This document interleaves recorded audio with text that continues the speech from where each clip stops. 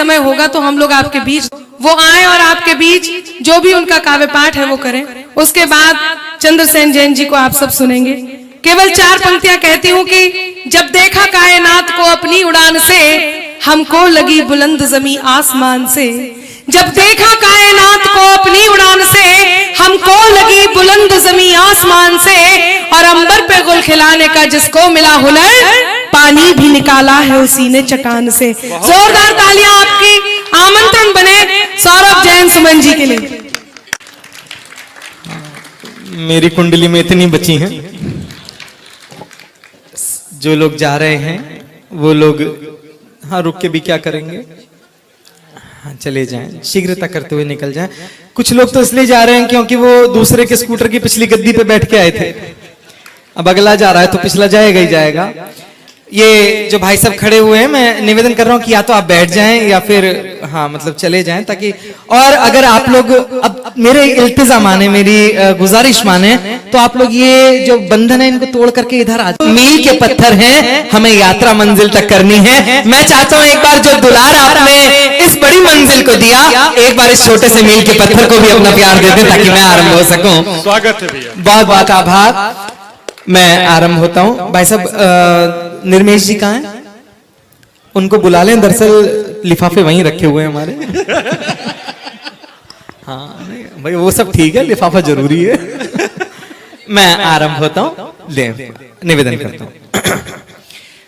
जिस सूर्य की एक किरण आप लोगों के इस नगर में आई और इतना बड़ा उत्सव आप लोगों के सामने एकत्र हुआ, खड़ा हुआ, मैं उस सूर्य को नमन करना चाहता हूं। गुरुदेव मंगलानंद जी क्या हैं? जब मेरे को धीरज भैया का फोन आया तो उन्होंने बताया, बोले सौरभ ये दिल्ली, ये एनसीआर, यहाँ पर अधिकांश साधु वो सुने जाते हैं, वो बुलाए जाते हैं जो प्रचार के बड़े नाम हैं, लेकिन फरीदाबाद वालों को इसलिए साधुवाद देना क्योंकि उन्होंने उस संत को बुलाया है जो आचार का बड़ा नाम है। मैं उस सूर्य को नमन करना चाहता हूं जिसका आशीष मंगलानंद जी महाराज श्री के ऊपर है।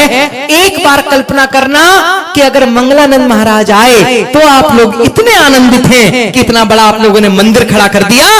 एक बार बस केवल एक बार का कल्पना करना कि अगर गुरुदेव एक बार अपने जीवन काल में दिल्ली की तरफ आने के लिए हाँ भी भर दे तो यहाँ पर क्या हो जाएगा, केवल उसकी कल्पना करना। मैं आरंभ करना चाहता हूं। मैं अपना नमन अपने शब्दों के माध्यम से करता हूं, आप अपना नमन अपनी तालियों के माध्यम से करना।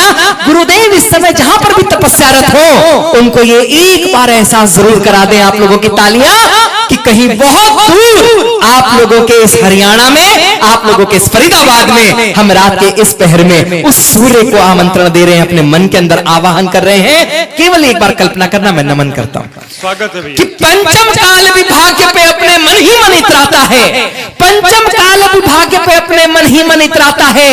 वृहद हिमालय अपनी गोद में पा हर्षित हो जाता है, कि वृहद हिमालय अपनी गोद में पा हर्षित हो जाता है। चट्टानों पर पांव धरे तो पुष्प वहां खिल जाते हैं। जिन्होंने दर्शन करे होंगे आचार्य गुरुवर विद्यासागर जी के, केवल आंखें बंद करना और वो चित्र अपनी आंखों के सामने लेकर के आना और लगे कि सौरभ ने जो शब्द बोले हैं वो तिलिस्म वहां पर घटता है, तब आप लोगों की तालियां आए कि चट्टानों पर पांव धरे तो पुष्प वहां खिल जाते हैं, चट्टानों पर पांव धरे तो पुष्प वहां खिल जाते हैं। मरुथल में विहार करे तो नीरकुंड मिल जाते हैं, कि मरुथल में विहार करे तो नीरकुंड मिल जाते हैं, मरुथल में विहार करे तो नीरकुंड मिल जाते हैं। चरण धूलि जिनकी पाने को अंबर तक झुक जाता हो, कि चरण धूलि जिनकी पाने को अंबर तक झुक जाता हो। सिद्ध शिला पर बैठे प्रभु से जिनका सीधा नाता हो, वर्तमान के वर्धमान की छवि में जिनमें पाता हूँ, ऐसे गुरु विद्यासागर को अपना शीश नवाता हूँ, ऐसे गुरु विद्यासागर को अपना शीश नवाता हूँ, ऐसे गुरु विद्यासागर को अपना शीश नवाता हूँ। जैन विषय पर मैं क्या पढ़ूंगा दोस्तों, मैं तो बहुत छोटा सा वो चंद्रमा हूं जो रात में केवल जगना जानता है। इसके बाद उस सूर्य को आप लोगों को सुनना है जिसने आज तक लिखा ही केवल जैन धर्म के ऊपर है। मैं अपना जो जैन, मेरा बहुत लंबा मन था कि मैं भी अपनी तमाम रचनाएं आप तक पहुंचाऊं, लेकिन मैं अपने वो उस मूल तेवर पे आना चाहता हूं जिसने सौरभ को सौरभ सुमन कहलाने का अधिकार दिया। एक बार आप लोगों का प्यार आए तो मैं कुछ मुक्तक कुछ छंद आप लोगों तक पहुंचा दूं। सुनाऊंगा बिल्कुल कि यूं शेरों की मान में आकर डर फैलाने की क्या कारण है कि ये आतंकवादी हिंदुस्तान में आने की हिम्मत कर लेते हैं। लोग मुझसे कहते हैं कि सौरभ, जिस उम्र के तुम कवि हो उस उम्र में तुम प्यार की, मोहब्बत की बातें अच्छी कर सकते थे, श्रृंगार की बातें अच्छी कर सकते थे, हास्य की बातें अच्छी कर सकते थे, लेकिन क्या कारण है कि तुमने आक्रोश के तेवर की अभिव्यक्ति के उस पथ को चुना जो लहू से भरा हुआ है, जो कांटों से भरा हुआ है। दोस्तों, मैं एक बात कहने की हिम्मत करता हूं कि जिस मुल्क में, जिस देश में केवल 10 आतंकवादी नावों के माध्यम से आए और हमारा इतना बड़ा सुरक्षा तंत्र, इतना बड़ा राष्ट्र, हम लोगों को उनसे युद्ध लड़ने के लिए 3 दिन का समय लग जाए। मुंबई कांड आप लोगों ने बहुत नजदीकी से देखा होगा, 26/11 अभी गई है, आप लोगों ने देखा होगा कि किस तरीके से हमारे वीर हमारे घरों में उनके शव आ रहे थे और हमारे बड़े राजनेता अपने राजनीतिक रोटियां सेकने उनके शवों पर जा रहे थे। मैं नमन करता हूं शहीद के पिता को जिसने ये बात कहने की हिम्मत की कि जब तक मेरी डोहड़ी पर, मेरी देहरी पर मेरे बेटे का शव रखा हुआ है, मां भारती के पुत्र का शव रखा हुआ है, मैं नहीं चाहता कि कोई भी राजनेता आकर मेरी इस डोहड़ी को गंदा करे। लेकिन अगले दिन अच्युतानंदन मुख्यमंत्री उस प्रदेश के, उन्होंने ये टिप्पणी की कि मैं प्रदेश का मुख्यमंत्री एक सैनिक की मृत्यु पर गया था, उसके यहां तो कोई कुत्ता भी कदम ना रखता अगर उसके यहां का कोई शहीद ना हुआ होता। जब नेतृत्व ऐसी ओछी भाषा बोलने लगे तब 4 पंक्तियां उधार लेता हूं मेरे मित्र कुमार पंकज की, और वो निर्धारित करेंगी कि सौरभ सुमन को आप लोगों के बीच क्या और कितनी देर पढ़ना है। कहीं कुमार पंकज ने कहा कि ये बात खोद लेना जहन की दीवारों पर, माननीय मुख्यमंत्री जी अगला चुनाव आने दे, आपको हिंदुस्तान की जनता बता देगी कि कौन कुत्ता है और कौन शेर है। पंक्ति पढ़ता हूं, एक भी हाथ खाली ना रहे कि ये बात खोद लेना जहन की दीवारों पर, खुद गर्ज सियासत की कमजरफ मीनारों पर, बेशक रहे अंधेरा उनकी कब्र पे लेकिन कुत्ते नहीं चढ़ेंगे शेरों की मज़ारों पर, कि कुत्ते नहीं चढ़ेंगे शेरों की मज़ारों पर, कुत्ते नहीं चढ़ेंगे शेरों की मज़ारों पर। तब मैं पंक्तियां देता हूं, ये हिंदुस्तान में कैसे आतंकवादी आने की हिम्मत कर लेते हैं। अगर आप लोगों को लगे कि आपके इस बेटे ने इस मंच से, मां भारती की राजधानी सबसे नजदीक है आप लोगों के, मैं आप लोगों के बीच में पढ़ना और कहना चाहता हूं कि यूं शेरों की मान में आकर डर फैलाने की रात को उन लोगों को अचानक से फांसी पर लटका दिया गया और अगले दिन हम लोगों को बताया गया कि कसाब को लटका दिया, अफजल को लटका दिया। मैंने एक बड़े नुमाइंदे से पूछा सरकार के, मैंने कहा आप ये जाकर के चुपचाप रात में क्यों लटका देते हो, इनको तो सरेआम ला करके लटकाना चाहिए। तब उन्होंने कहा कि अगर हम इनको सरेआम लटका देंगे और ये बता देंगे कि इनको उस दिन फांसी दी जानी है तो दोस्तों भारत के अंदर विद्रोह जन्म ले लेगा। जब तक हम ऐसी नपुंसकता की बातें करते रहेंगे तब तक हमारे द्वारों पर उन आतंकवादियों की दस्तक होती रहेगी। ये बात अपने जहन में रखना। मैं पंक्तियां देता हूं कि ये बात खोद लेना, पंक्तियां निवेदन करता हूं, बात आप लोगों तक पहुंच जाए। एक भी व्यक्ति यहां पर ऐसा ना हो जिस तक ये बात पहुंचे और उसके प्यार, उसका दुलार मुझ तक ना आए कि यूं शेरों की मान में आकर डर फैलाने की, यूं शेरों की मान में आकर डर फैलाने की, गीदड़ की औकात कहां थी आंख दिखाने की, कि यूं शेरों की मान में आकर डर फैलाने की, गीदड़ की औकात कहां थी आंख दिखाने की।